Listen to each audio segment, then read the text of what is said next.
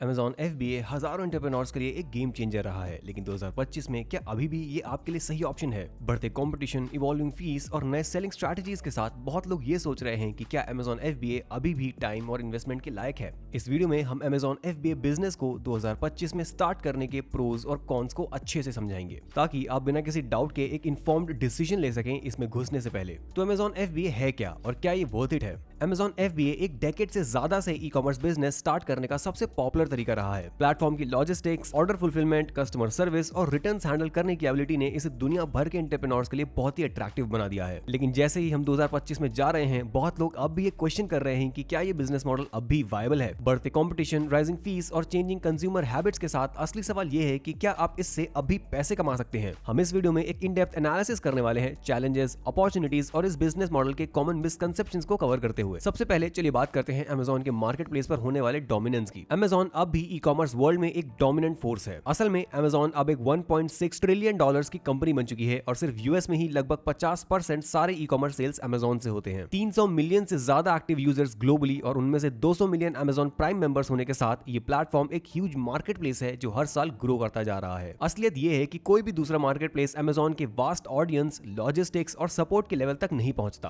Competition को लेकर concerns के बावजूद ये समझना जरूरी है कि मार्केट की साइज कितनी बड़ी है। 2024 तक Amazon ने प्रेडिक्ट किया था कि वो 800 बिलियन से ज्यादा सेल्स जनरेट करेगा, जबकि 2010 में ही ये सिर्फ 34 बिलियन था। हालांकि 9 मिलियन सेलर्स ने प्लेटफॉर्म पर रजिस्टर किया है, सिर्फ लगभग 2 मिलियन ही एक्टिवली सेल कर रहे हैं और इनमें से भी 1 मिलियन से कम यूनाइटेड स्टेट से हैं। इसके अलावा Amazon की 66% सेल्स थर्ड पार्टी सेलर्स के थ्रू जनरेट होती है, जो ये दिखाती है कि एंटरप्रेन्योर्स के पास अब भी इस प्लेटफॉर्म पर सक्सेस होने का काफी मौका है। जबकि कंपटीशन बढ़ गया है, Amazon का एवर ग्रोइंग यूजर बेस और ई कॉमर्स मार्केट साइज ये सजेस्ट करता है कि नए सेलर्स के लिए अब भी काफी स्पेस है, खासकर उन लोगों के लिए जो स्ट्रेटेजिक हैं, जो सही प्रोडक्ट चूज करते हैं और अपनी ब्रांड पोजीशनिंग को सही तरीके से करते हैं। अगला सवाल ये है कि क्या Amazon FBA अब बहुत ज्यादा सैचुरेटेड हो चुका है? जब नए सेलर्स Amazon पर आते हैं तो उनका सबसे बड़ा कंसर्न होता है कि कहीं ये मार्केट ओवर क्राउडेड तो नहीं है। 9 मिलियन से ज्यादा सेलर्स प्लेटफॉर्म पर होने की वजह से ये मानना आसान है कि मार्केट ओवर क्राउडेड हो सकता है, लेकिन ये नंबर्स पूरी कहानी नहीं बताते। हाँ, मिलियंस ऑफ सेलर्स हैं, लेकिन सिर्फ लगभग 2 मिलियन ही एक्टिव है और इनमें से भी सिर्फ एक छोटा फ्रैक्शन जो कि 43% है, उन्होंने 100,000 या उससे ज्यादा रेवेन्यू जनरेट किया है। सैचुरेशन को एक बैरियर के रूप में देखने के बजाय savvy सेलर्स इसे एक अपॉर्चुनिटी की तरह देखेंगे जहां वो अपने आप को डिफरेंशिएट कर सकें। Amazon पर बेचे जाने वाले काफी सारे प्रोडक्ट्स बहुत जेनरिक होते हैं और ब्रांडिंग में कोई खास मेहनत नहीं की जाती। इसका मतलब यह है कि जो सेलर्स मेहनत करने के लिए तैयार हैं और एक यूनिक प्रोडक्ट या बेटर कंज्यूमर एक्सपीरियंस क्रिएट करते हैं, उनके पास अब भी काफी अपॉर्चुनिटीज हैं ताकि वो एक प्रॉफिटेबल नीश बना सकें। इसके अलावा मार्केट सैचुरेशन सिर्फ कुछ स्पेसिफिक कैटेगरीज को ही इंपैक्ट करती है, जैसे इलेक्ट्रॉनिक्स या कुछ पॉपुलर हाउस होल्ड आइटम्स। दूसरी तरफ बहुत सारी नीश कैटेगरीज अब भी काफी अंडर सर्व्ड है,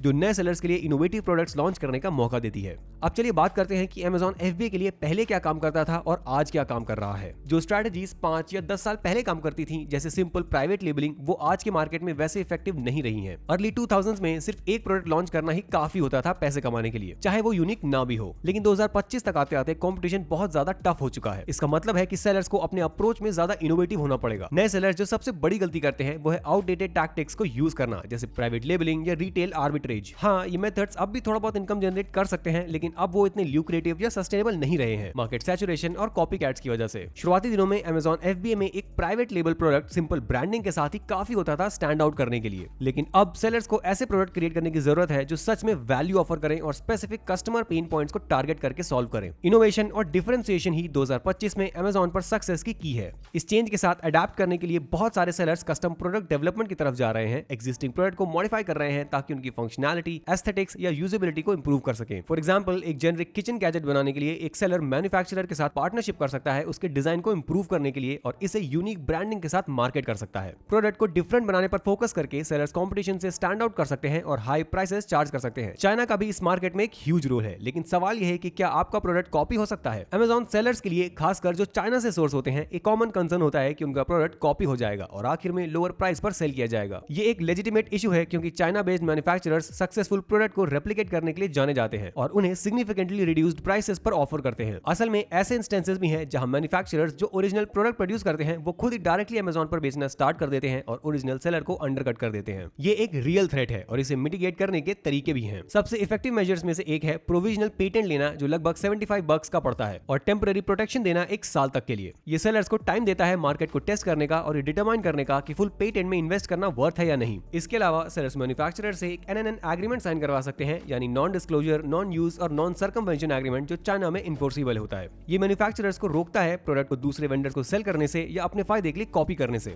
अल्टीमेटली चाइनीज मैन्युफैक्चरर्स आपका प्रोडक्ट कॉपी तो कर सकते हैं, लेकिन वो आपके ब्रांड को रेप्लिकेट नहीं कर सकते। इसी वजह से एक स्ट्रॉन्ग ब्रांड बिल्ड करना और लॉयल कस्टमर बेस बनाना लॉन्ग टर्म सक्सेस के लिए क्रूशियल है। सोशल मीडिया और दूसरे मार्केटिंग प्लेटफॉर्म्स के राइज के साथ सेलर्स के पास ये टूल्स हैं कि वो इंगेजिंग और ऑथेंटिक ब्रांड्स क्रिएट कर सकें जो कंज्यूमर्स के साथ रेजोनेट करे। चाहे एक कॉम्पिटिटर प्रोडक्ट को कॉपी भी कर ले, वो कस्टमर लॉयल्टी और ब्रांड इक्विटी को मैच नहीं कर पाएगा जो एक सेलर ने अच्छे से बिल्ड की है। इसमें एक और चीज इकोनॉमिक इंपैक्ट को लेकर सोचने की है। क्या एक रिसेशन Amazon FBA को हर्ट कर सकता है? सेलर्स के लिए एक और कंसर्न है एक रिसेशन के पॉसिबिलिटी का। इकोनॉमिक डाउनटर्न्स अक्सर रिड्यूस्ड कंज्यूमर स्पेंडिंग की तरफ ले जाते हैं और ये Amazon सेलर्स के लिए एक पोटेंशियल प्रॉब्लम हो सकता है। लेकिन ये याद रखना जरूरी है कि रिसेशन के दौरान भी कुछ इंडस्ट्रीज और प्रोडक्ट्स हमेशा थ्राइव करते हैं। जैसे कि 2008 फाइनेंशियल क्राइसिस के दौरान बहुत सारे बिजनेसेस, स्पेशली जो अफोर्डेबल लग्जरीज, एसेंशियल गुड्स या स्मॉल इंडल्जेंस ऑफर करते थे, उन्होंने एक्सेप्शनली वेल परफॉर्म किया था। प्रोडक्ट्स जैसे ग्रोसरीज, पेट सप्लाईज और बेबीज के आइटम्स नेसेसिटीज हैं जो लोग इकोनॉमिक डाउनटर्न के दौरान भी लेना बंद नहीं करते। इसी तरह प्रोडक्ट्स जो कंफर्ट, कन्वीनियंस या एंटरटेनमेंट प्रोवाइड करते हैं वो भी अच्छा परफॉर्म करते हैं जब लोग अपनी लाइफ को थोड़ा इजी बनाने के तरीके ढूंढते हैं। इसके अलावा Amazon एक कंपनी के रूप में अच्छे और बुरे दोनों टाइम्स में काफी रेजिलिएंट साबित हुआ है। असल में Amazon की सेल्स हर साल बढ़ी है पिछले डेकेड में, इंक्लूडिंग 2020 का पैंडेमिक और दूसरे इकोनॉमिक चैलेंजेस के दौरान। कंज्यूमर्स अब अपनी परचेजिंग हैबिट्स को ऑनलाइन शिफ्ट कर रहे हैं और ये ट्रेंड किसी भी वक्त स्लो होने का कोई साइन नहीं दिखा रहा। तो अगर 2025 में रिसेशन होता भी है तो ई कॉमर्स और अगर कहें Amazon FBA ग्रो ही करते रहेंगे।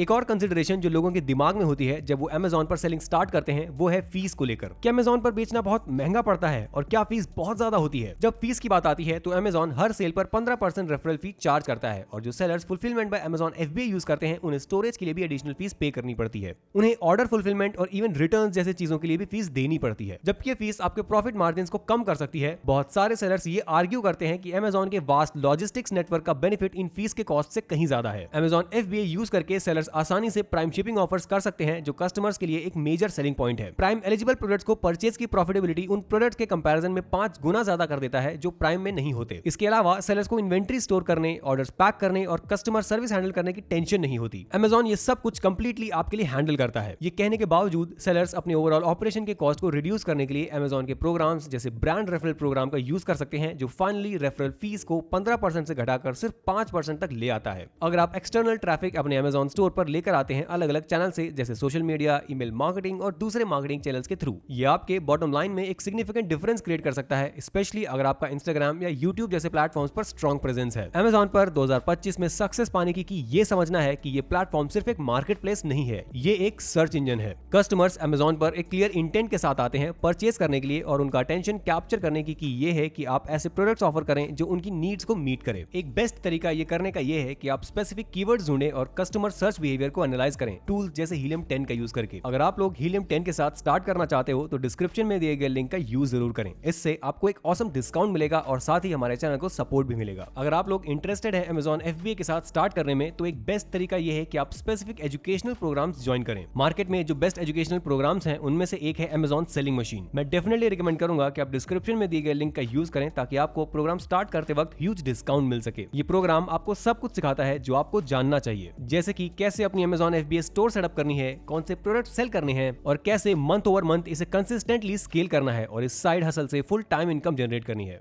बस आपको डिस्क्रिप्शन में दिए गए लिंक पर क्लिक करना है जो आपको इस पेज पर ले जाएगा जहां आपको सिर्फ साइन अप नाउ बटन पर क्लिक करना है। और जैसे कि आप देख सकते हैं आपको मेंबरशिप पर 40% ऑफ मिलेगा प्लस एक by one get one offer जो इस वक्त चल रहा है। जब आप साइन अप नाउ बटन पर क्लिक करेंगे तो बस अपना फर्स्ट नेम, लास्ट नेम और ईमेल एड्रेस एंटर करना है और फिर हम स्टेप 2 पर चले जाएंगे। मुझे जरूर बताइए कि आप लोग Amazon FBA के बारे में क्या सोचते हैं और क्या आपने कभी इसे ट्राई किया है। ये भी बताइए कि क्या आप कुछ स्टार्ट करने का सोच रहे हैं जो हमने इस वीडियो में डिस्कस किया है। मुझे हमेशा अच्छा लगता है जानना कि आप लोग क्या कर रहे हैं और क्या सोच रहे हैं। और बस इस वीडियो को लाइक करना ना भूलें और सब्सक्राइब करें ताकि आप हमारे फ्यूचर वीडियोस मिस ना करें। होपफुली ये वीडियो आपको पसंद आया होगा और अब हम मिलते हैं अगली वीडियो में।